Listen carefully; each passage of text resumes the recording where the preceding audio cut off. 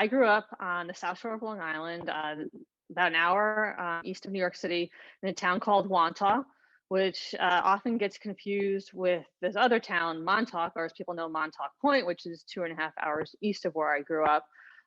So I grew up in a small town relative to Long Island, and I went to college at Drew University, which is a small liberal arts college in New Jersey, about 35 miles outside of New York City. And I majored in behavioral science while I was a student there. The way I got into college, athletic communications is a pretty long story, but dating back to me starting, to play basketball in 5th grade, played, in the youth leagues, and then tried out for the team in middle school, 8th grade team, and I got cut. But at the end of 8th grade, going into high school, we had the opportunity to kind of build our schedules for our freshman year in high school, and I had an opportunity to take an elective called graphic arts, and I wasn't familiar with what it was, but it seemed interesting. And basically, that was the first class I had in high school, first period, fall semester, and the class was what the printing process was as it existed in the mid 90s. So I'm dating myself there. And basically what we did was just use clip art and different, graphic design programs that existed at the time, primarily Quark, and just designed notepads. That was some of the major, project we had. And we learned the printing process once again, as it existed, 25 years ago or so. So I was doing that, and then come late November, I try out for the high school basketball team, and I am one of the last people to make the team. So I was excited that I was able to, play on the JV team. And then after like Thanksgiving, December, my graphic arts teacher, Mr. Caffarelli, came to me and said, "So I hear you're on the basketball team. Why don't, for a project, you create a game program?" So basically design a cover, put the JV roster on one side, the varsity roster on the other side, and the schedule on the back. So I did that in 9th grade. 10th grade, even though I wasn't in the class, I did the same thing, created programs for my, high school basketball team. And in the interim, I'd gone, attended basketball camps at SUNY Cortland, Syracuse, and the College of New Jersey. And as part of, attending those camps, we got what was media guides, and I didn't know what they were. I just saw the history part and the records and things like that. So going into 11th grade, I asked, my graphic arts teacher, Mr. Caffarelli, if I could do something like this for the game programs. And I also asked, my basketball coach, Mr. B, if we could do that as well.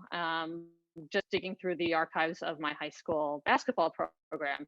And then when I, discussed it with our athletic director, she said, "Where are we getting the money for this?" So my Mr. Caffarelli said, "It'll come out of district printing. It'll be okay." So basically my coach and I created a history of our high school basketball program.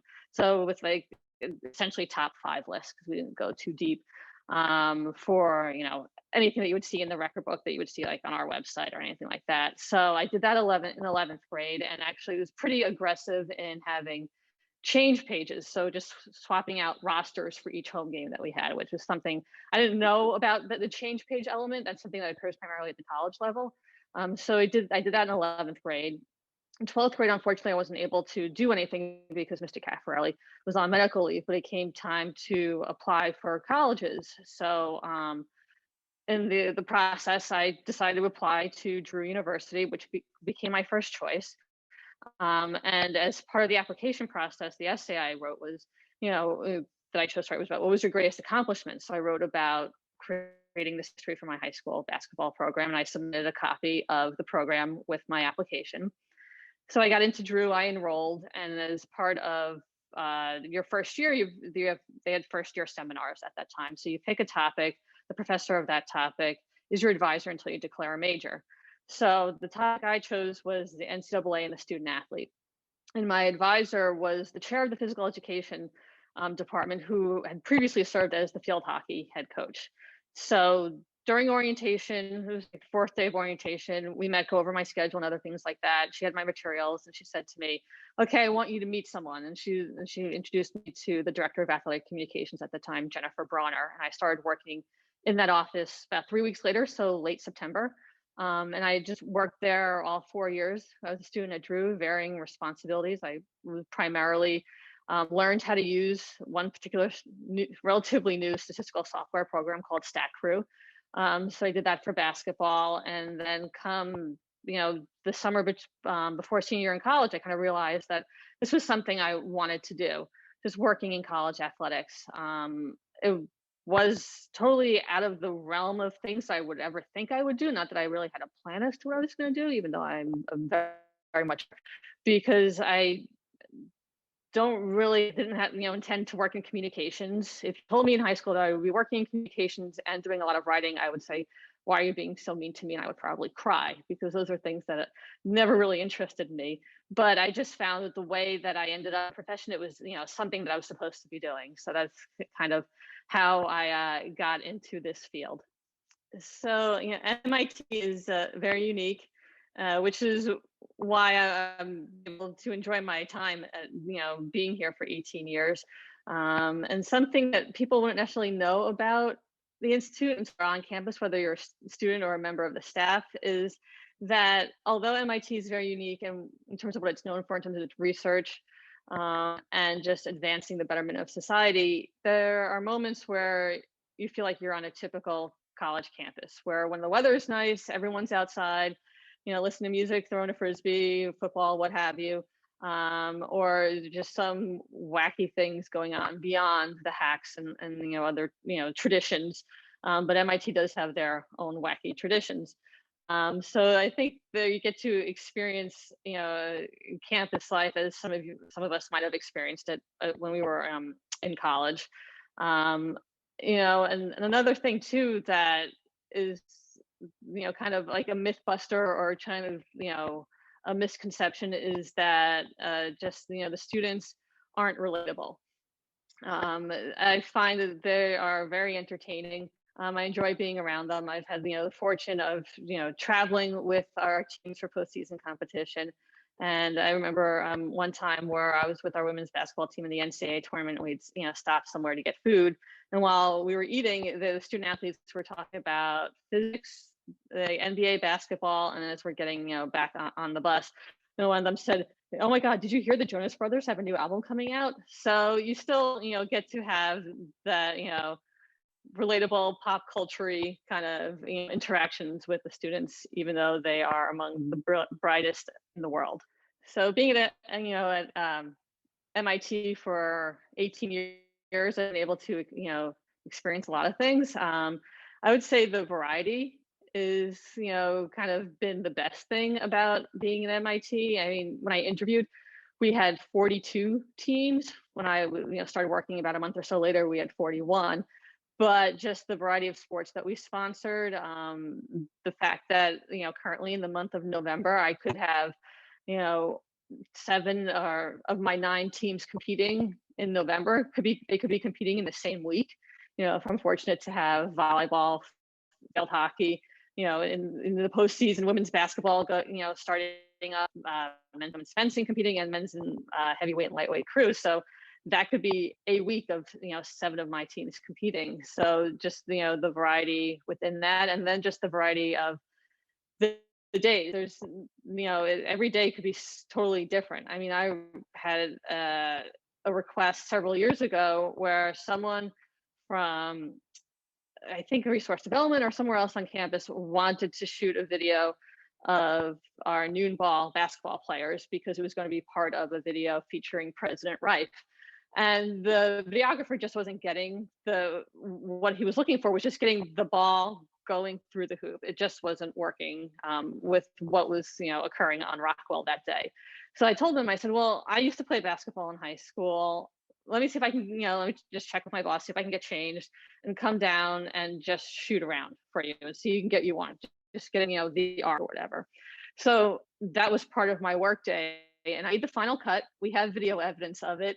But that's just the variety, and that's kind of why I really wanted to work at Division III, because of the opportunity to work with a variety of teams throughout the year, as opposed to like some Division I institutions where you just have 2 or 3 teams your entire academic year, and it could be a bit there could be highs and lows with that and pros and cons, but I just like having, the variety and just shifting gears and being able to write in a different way or do something different or, experience something different throughout, the academic year.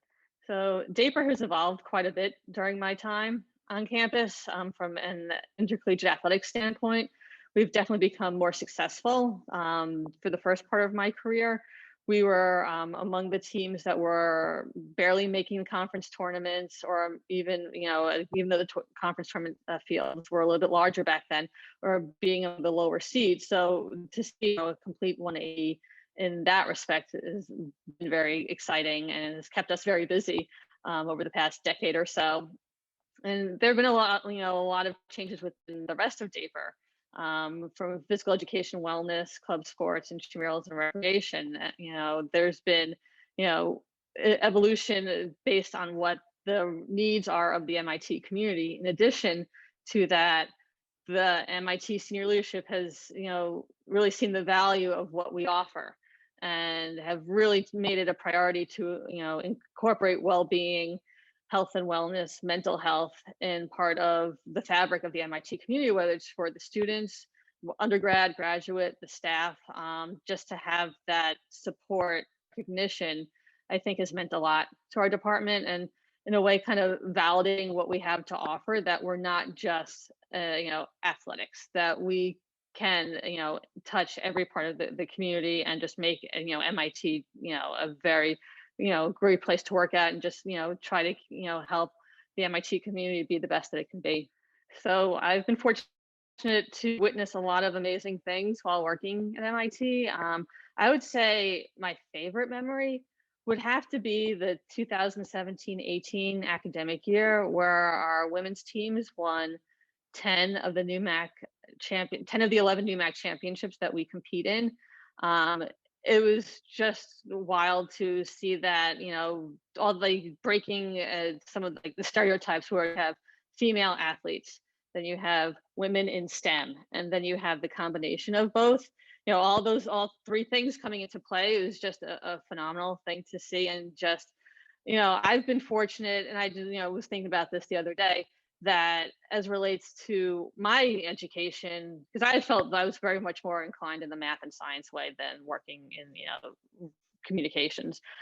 Just from a math and science perspective, my education from 6th through 12th grade, I only had one male math teacher, and similarly 6th through 12th grade, I only had two male science teachers. So like women in STEM, I was like, well, yeah, I have these, women who were teaching me math and science. Okay, doesn't phase me. And then even from an athletics standpoint, I've only had female athletic directors from high school and college, where I worked, where I did my internship prior to MIT at the U.S. Merchant Marine Academy, and up until Dr. Grant's hiring last year. So as like women in athletics, yeah, I see women in leadership roles, and even in working in, athletic communications, I have female, supervisor at Drew University in Jennifer Bronner, and I had a female supervisor at the U.S. Merchant Marine Academy in Kim McNulty. So just there's been this female presence. So just seeing like our female student athletes excel in both, all these arenas, it was just an amazing thing to witness. And I really sincerely doubt that will ever be replicated, in the conference. So just for us to kind of dominate in that way that year with our women's teams was just a phenomenal thing to experience. What do I do in my free time to relax outside of work? So when I have that free time, usually during the summer, I play Ultimate Frisbee in a league based in Boston, the Boston Ultimate Disc Alliance, otherwise known as Buddha. I've started playing Ultimate Frisbee in college, and I've been able to kind of continue that up until the pandemic. Otherwise, I just, work out in the Z Center. And when we're back at it, you can see me around on the second floor, or maybe even the third floor. Feel free to say hi. I am fortunate enough that I can work with a personal trainer, so I've been doing that for several years. And then, just trying to read when I can, have those moments, decompressing when it is the hectic, fast-paced school year. So I just try to, read a little bit, exercise. That helps me kind of navigate the pace that we're fortunate to experience at MIT. So in terms of picking up a new skill while working from home, it's not a new skill, but a new activity along the lines of fitness, where I've had wanted to do yoga previously just because I get super stiff and tight and stuff. So I need to get that stretching in a somewhat productive way other than stretching or doing myself with a foam roller.